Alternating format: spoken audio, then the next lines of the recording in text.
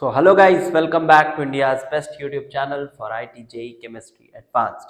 And today I am here with lecture number 14 of our General Organic Chemistry. हमारा acidic strength चल रहा है general organic chemistry YouTube पर, और कुछ दिन पहले हमने एसिडिक स्ट्रेंथ के कुछ इंपॉर्टेंट केसेस लिए थे पिछले लेक्चर्स में।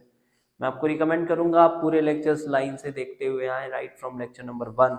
जो भी 2024 वाले एस्पिरेंट्स हैं उनको जीओसी का बहुत अच्छा फील आएगा अगर वो लेक्चर नंबर 1 से प्रॉपरली फॉलो करेंगे। आपका जो जनरल ऑर्गेनिक केमिस्ट्री है वो गवर्न करता है कि आगे आपकी ऑर्गेनिक केमिस्ट्री कैसे चलने वाली है। तो ये जितना साउंड होगा कॉन्सेप्चुअली, जितना अच्छे से आप चीज़ों को समझेंगे, उतना स्मूथ आपकी ऑर्गेनिक केमिस्ट्री की जर्नी रहने वाली है आगे। तो हमने 2 लेक्चर्स एसिडिक स्ट्रेंथ पर कर चुके हैं और आज तीसरा और लास्ट लेक्चर होगा। देखो इसमें नंबर ऑफ क्वेश्चंस आप बहुत सारे बना सकते हो, बहुत सारे बुक्स हैं, आप कहीं से भी बहुत सारे क्वेश्चंस बना सकते हो एसिडिक स्ट्रेंथ पर। और अगर आप ये 3 लेक्चर्स मेरे देखते हो तो एसिडिक स्ट्रेंथ का आपको कोई भी क्वेश्चन ऐसा नहीं लगेगा कि यार आपको नहीं समझ में आ रहा है, अगर आपने कॉन्सेप्चुअली सभी लेक्चर्स को अच्छे से फॉलो किया है तो। ओके, तो चलो आज के लेक्चर को हम स्टार्ट करते हैं with some important pKa values. ठीक है, तो जो आज इस लेक्चर का जो हम शुरुआत कर रहे हैं वो कर रहे हैं सम इम्पॉर्टेंट पीकेए वैल्यूज से। देखो अब यहाँ पे क्या होगा, पीके वैल्यूज बहुत सारे हमारे पास हैं। पीके वैल्यूज क्या होते हैं, के वैल्यूज क्या होते हैं, हमने पिछले लेक्चर्स में कवर किया। तो क्या सभी के पीके वैल्यूज याद रखने हैं? तो आंसर है नहीं, बिल्कुल नहीं। क्या ये इतने सारे पीके वैल्यूज आपको याद थोड़ी ना रहने वाले?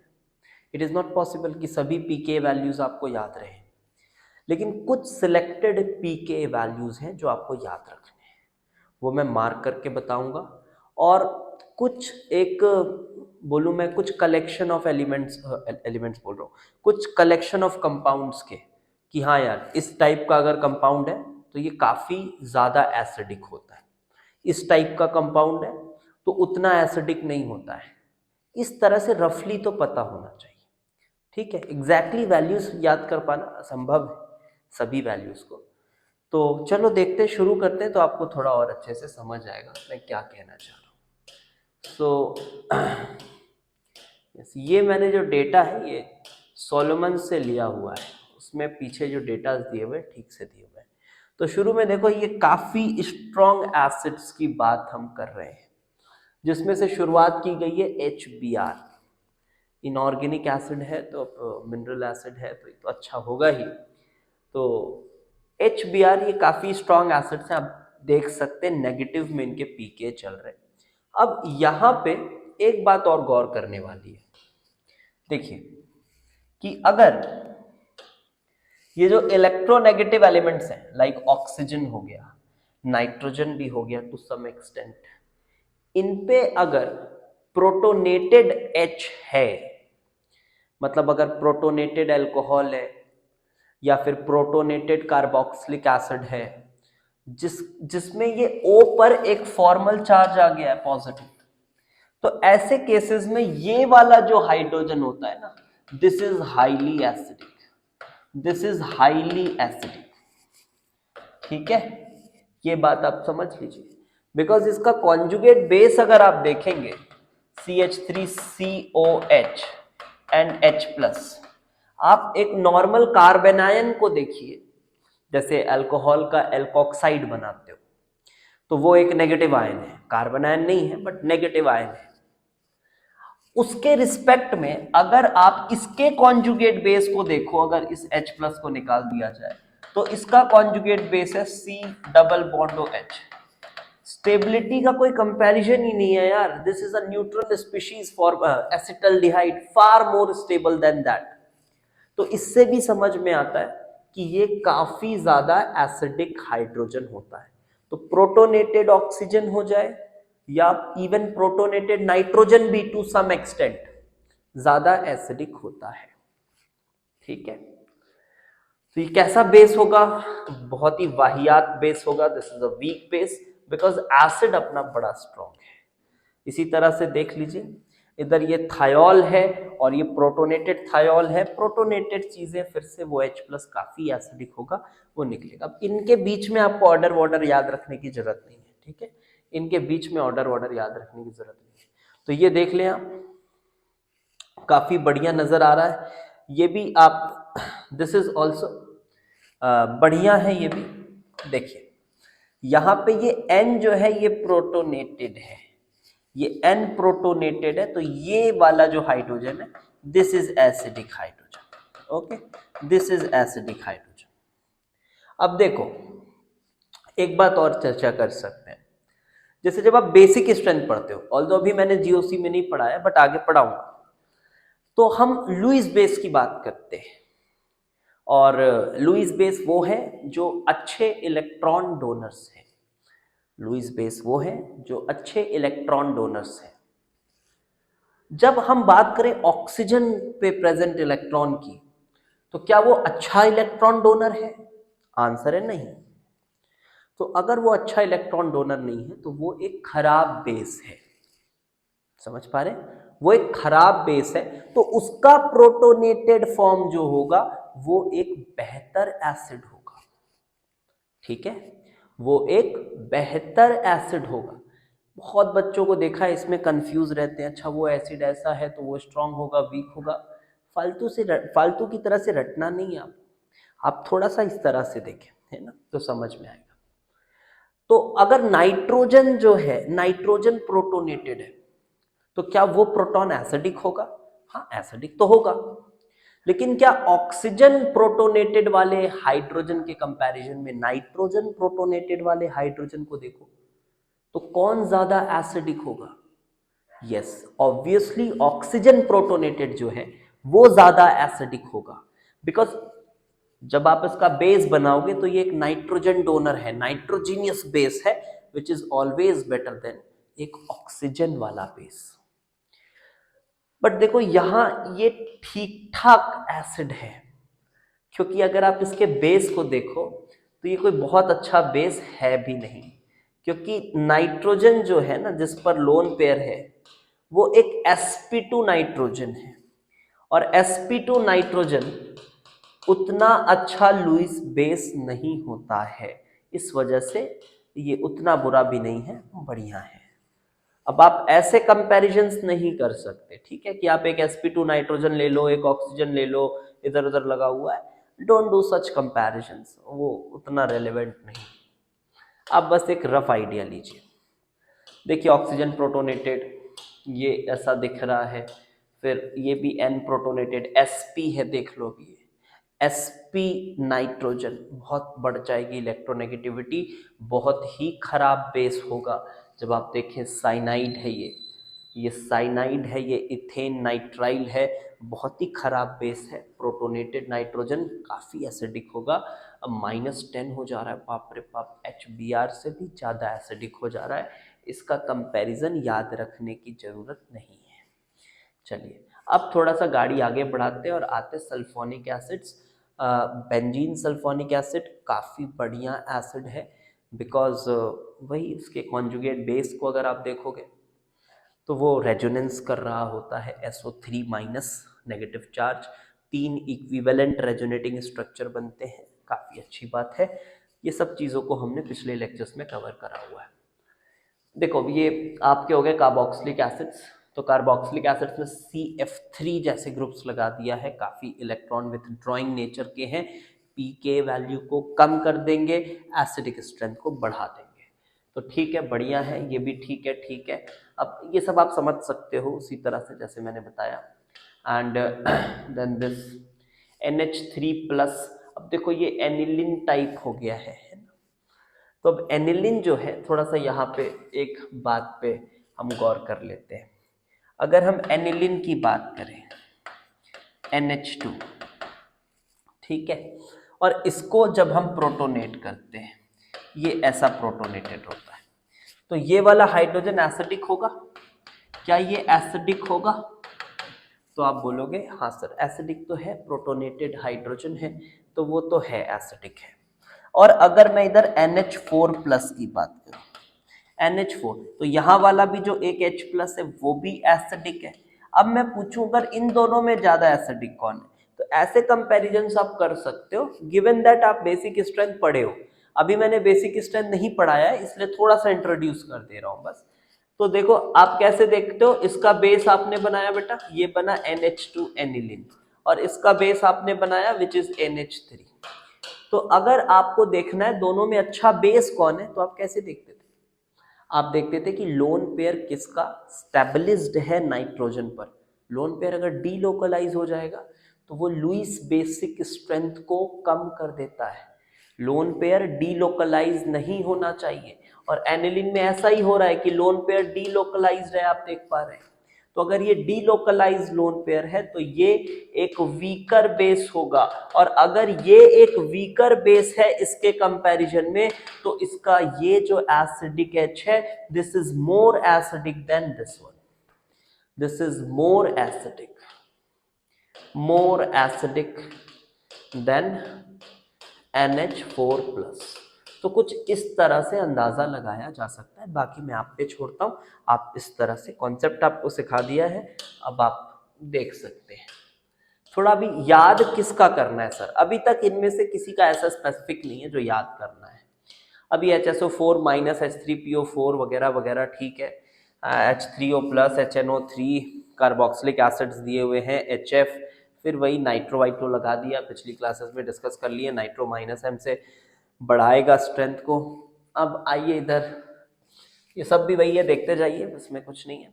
ये देखिए NH3+ एनिलिन वाला 4.6 के आसपास आ रहा है पीके, और यही अगर NH4+ का देखें तो NH4+, चलो आगे आएगा तो देख लेंगे। अब देखो आपको एक ये वाले को याद रखना है, इसको ध्यान रखना है आपको, दिस इज H2CO3, ठीक है। इसका पीके आप मार्क कर सकते हैं, this is 6.4, you need to remember this. और आपको रफली वो सब तो याद कराया ही था मैंने, फिनॉल 10 होता है, कार्बोक्सिलिक एसिड की रेंज, सल्फोनिक एसिड की रेंज, फिर फिनॉल अल्कोहल्स की रेंज, वाटर की वैल्यू, ये सब तो याद कराया ही था, वो तो पता ही है। स्पेसिफिक कुछ अगर है तो ये आप कार्बोनिक एसिड याद रख सकते हैं। और आगे आइए, थायोल्स फिनॉल से बेहतर होते हैं, बिकॉज O पे माइनस और S पे माइनस में हम S पे माइनस को ज्यादा स्टेबल घोषित करते हैं, ठीक है। तो थायोल और फिनॉल में थायोल बेटर होता है, ध्यान रखिए। एंड ये तो फिर वही नाइट्रोजन हो गए। हाँ जी, ये दूसरा पीके जो आपको ध्यान में रखना है दैट इज HCN। HCN भी आपको ध्यान रखना है, इट इज 9.1।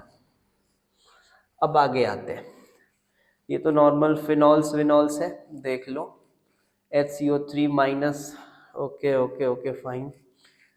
ये भी थोड़ा आप ध्यान रखें, ये देखिए ये एक्टिव मिथिलिन ग्रुप है, ये वाला हाइड्रोजन भी ठीक ठाक एसिडिक होता है। जब दोनों आजू बाजू C डबल बॉन्ड O लगा हो, तो अगर ये वाले H को निकालो तो माइनस चार्ज को बढ़िया ऑप्शंस, दो ऑप्शंस हैं, इधर इधर दोनों तरफ ये रेजोनेंस कर सकता है, इस वजह से ये हाइड्रोजन भी अच्छा खासा एसिडिक होता है। देखा जाए तो फिनॉल से ज्यादा एसिडिक है। आप एक नजर में देखो तो कार्बन पे माइनस आ रहा है, which is terrifically unstable. Carbon पे माइनस, वो भी एक sp3 कार्बन पे माइनस, काफी अनस्टेबल साउंड करता है, बट वो माइनस जो है वो रेजोनेंस कर रहा है, और रेजोनेंस करके वो O पर जा रहा है, और अगर वो माइनस रेजोनेंस कर रहा है तो फिर कार्बन की हाइब्रिडाइजेशन भी sp2 हो गई, ठीक है। तो ध्यान रखें, ये एक्टिव मिथिलिन ग्रुप कहते हैं इसको, और ये जो हाइड्रोजन है काफी एसिडिक होता है, 8.9 के आसपास। काफी मतलब ऐसा नहीं कि HBr से ज्यादा अच्छा हो जाएगा, बट कार्बन पे माइनस अगर देखा जाए तो काफी अनस्टेबल सा साउंड करता है, बट आजू बाजू अगर रेजोनेंस हो रही है तो 8.9 की पीके रखा हुआ है। एंड अब देखो यहाँ पे क्या हो रहा है, ये देखो, इसको देखो अगर आप, तो ये पीके है 20 का, है ना, पीके है 20 का। आप आगे चलोगे, एल्डोल कंडेंसेशन, ये बहुत ही फेमस रिएक्शन आप पढ़ोगे, अभी 11th वाले बच्चों की बात कर रहा हूं मैं, काफी फेमस रिएक्शन आप पढ़ोगे, वहां पे आप इस वाले H को हटाते हो, इनोलेट बनाते हो। क्या बनाते हो? इनोलेट बनाते हो, इनोलेट आयन बोलते हो, C double bond O, CH2 minus. देखो अब कार्बन का माइनस तो बहुत बुरा होता है, ठीक है, लेकिन फिर भी ये कंपैरेटिवली ठीक ही ठाक है, 20 के आसपास है, उतना भी बुरा नहीं है। अगर एक नॉर्मल कार्बन को मैं बोलूं ना बेटा CH4, इस पे आया हुआ negative CH3 minus, CH3 minus, ये बहुत ही बुरा है। इस H की मैं pK बताऊं तो लगभग हाफ सेंचुरी पड़ जाती है, 50 के आसपास होता है, 50 के आसपास होता है। लेकिन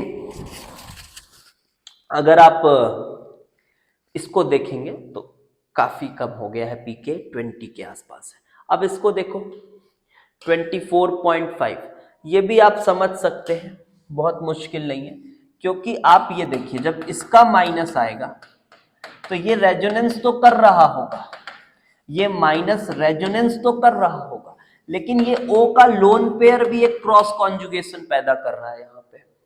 इसकी वजह से ये रेजोनेंस उतना इफेक्टिवली नहीं हो पा रहा है, एक तरह से हिंड्रेंस दे रहा है इस रेजोनेंस को ये ऑक्सीजन का लोन पेयर। इस वजह से ये थोड़ा सा स्लाइटली लेस एसिडिक है इस वाले H से। ये सब कॉन्सेप्ट ध्यान से समझे। हाँ, अगला पीके जो आपको याद रखना है वो ये वाला है, sp कार्बन पर लगा हुआ हाइड्रोजन, स्पेशली एसिटिलीन को ध्यान रखें, 25 होती है एकदम क्वार्टर, 25 होती है इसकी pKa, ध्यान रखना है इसके pKa को, sp कार्बन पर लगा हुआ हाइड्रोजन। आगे बढ़ते हैं और इधर देखो, अब देखो यहां पे देखो ये क्या हो गया, फिर एक्टिव मिथिलिन ग्रुप है लेकिन बाजू में OET आ गया है।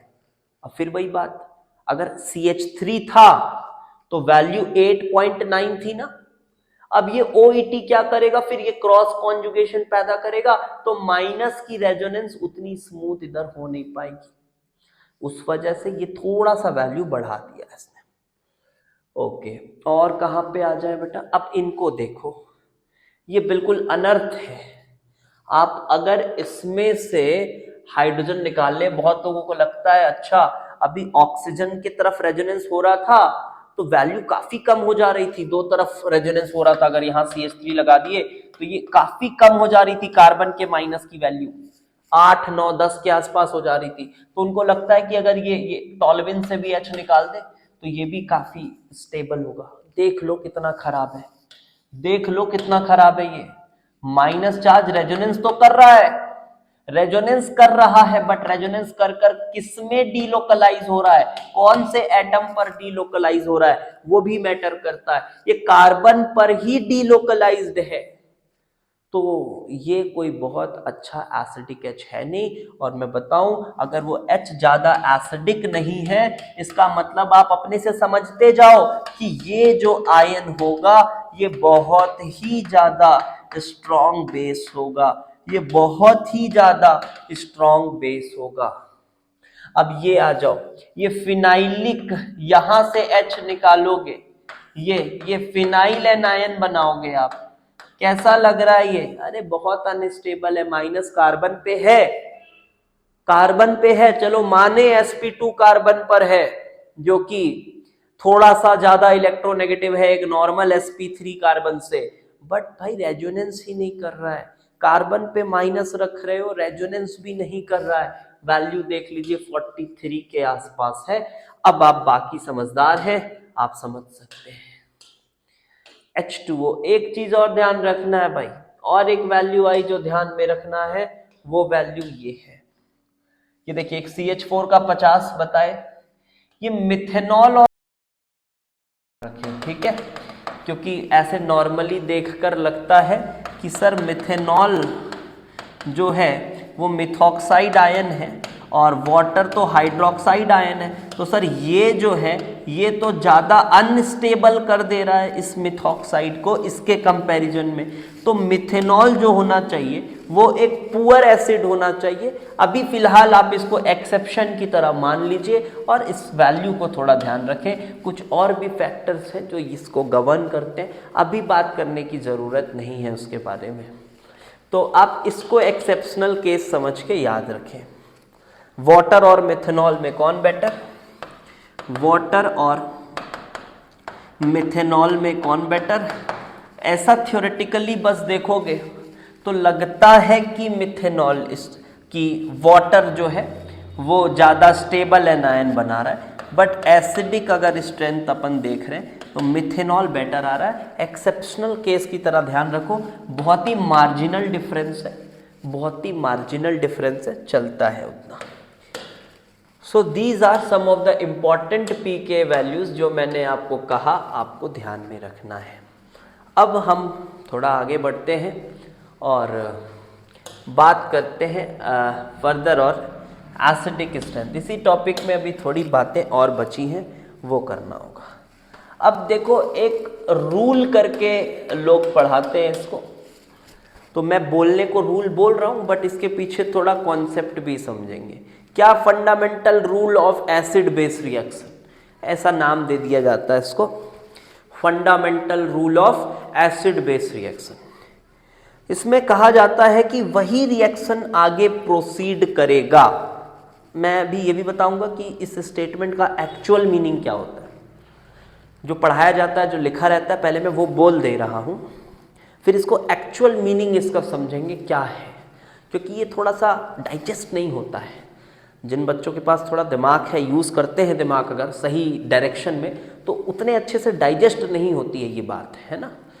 तो चलो देखो, क्या रूल बोलते हैं कि कोई भी एक रिएक्शन है एसिड बेस रिएक्शन, तो वो फॉरवर्ड तभी जाता है, वो फॉरवर्ड तभी जाता है जब स्ट्रॉन्ग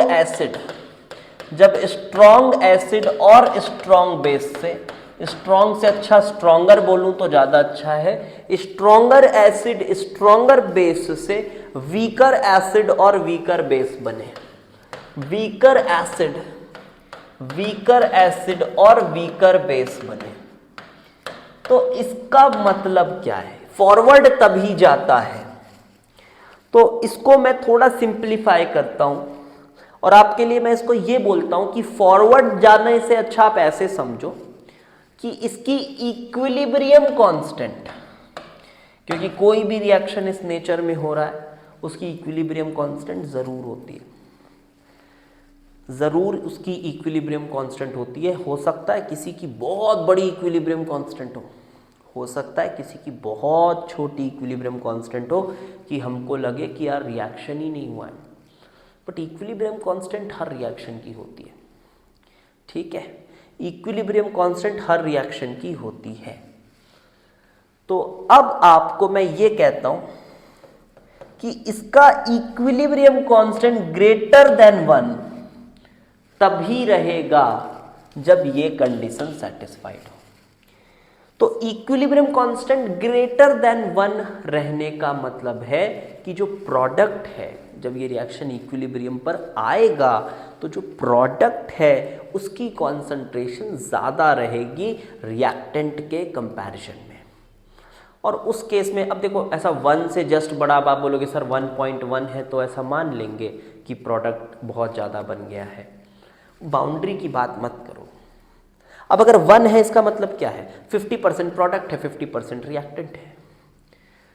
तो क्या बोलेंगे सर कि रिएक्शन आगे चला गया है बहुत?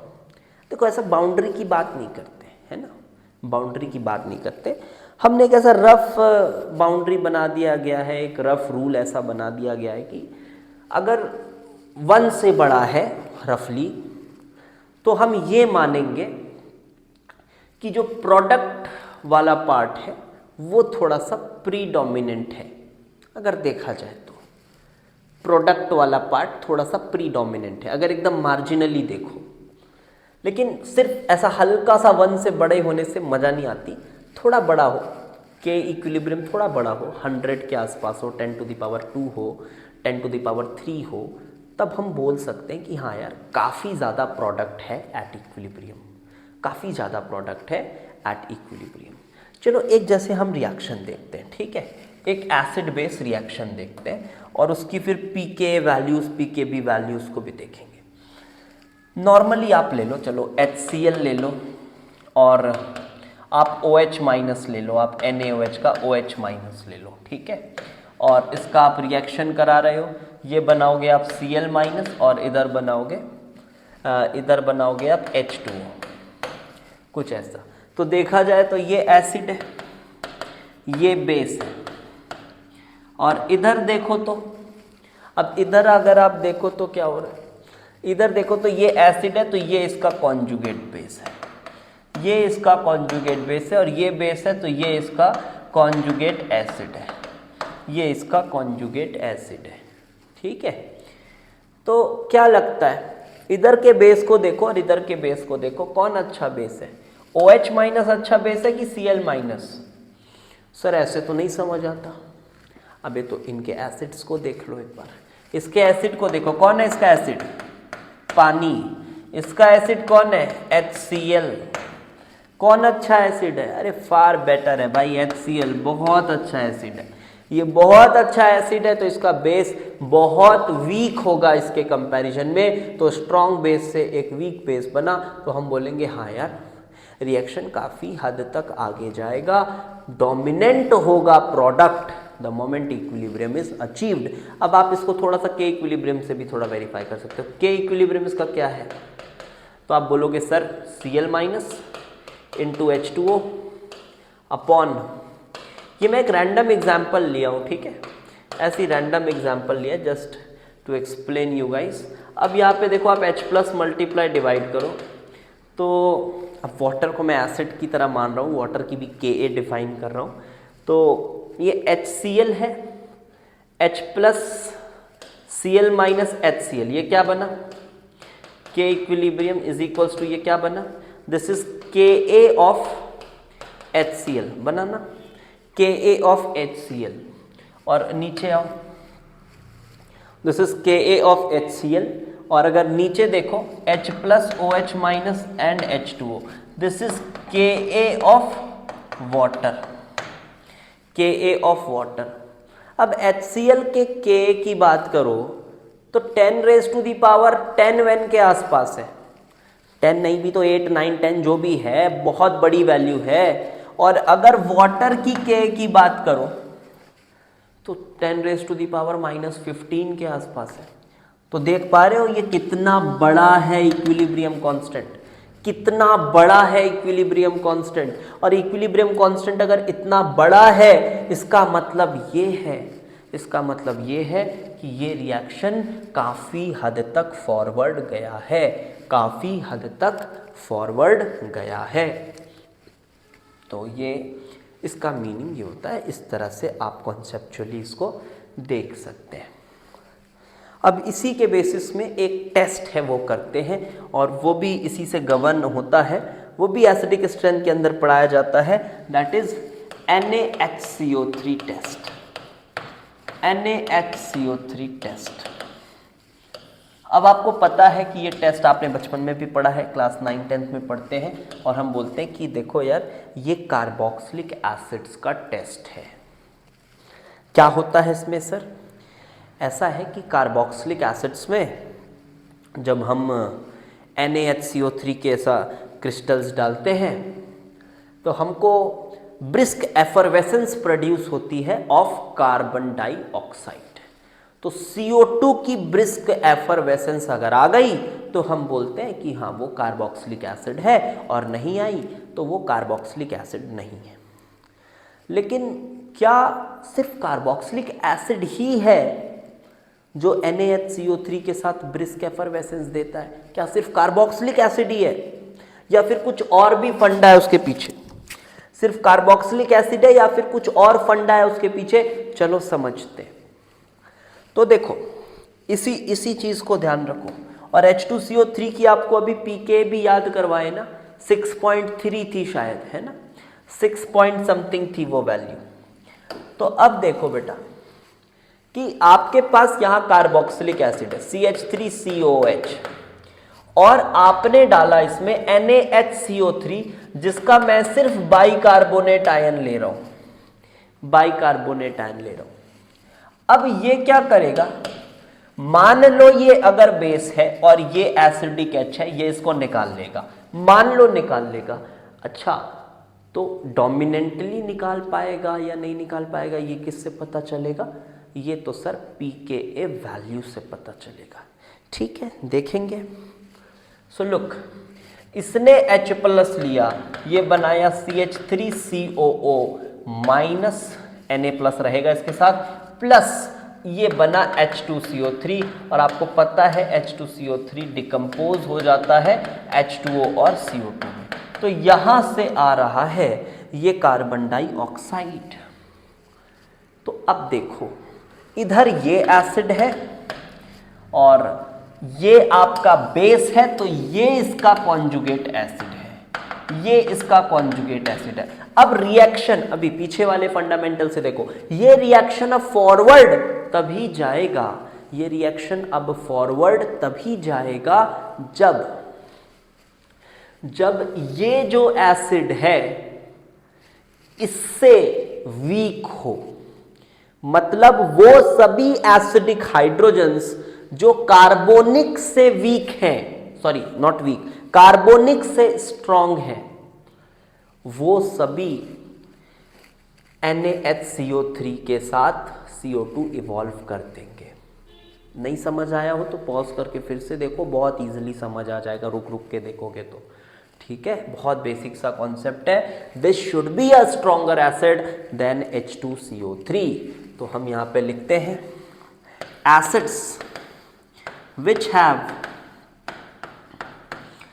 pKa less than 6.3, किसका था ये? H2CO3। या इन अदर वर्ड्स अगर बोलूं कि वो acids which are stronger than H2CO3 will give।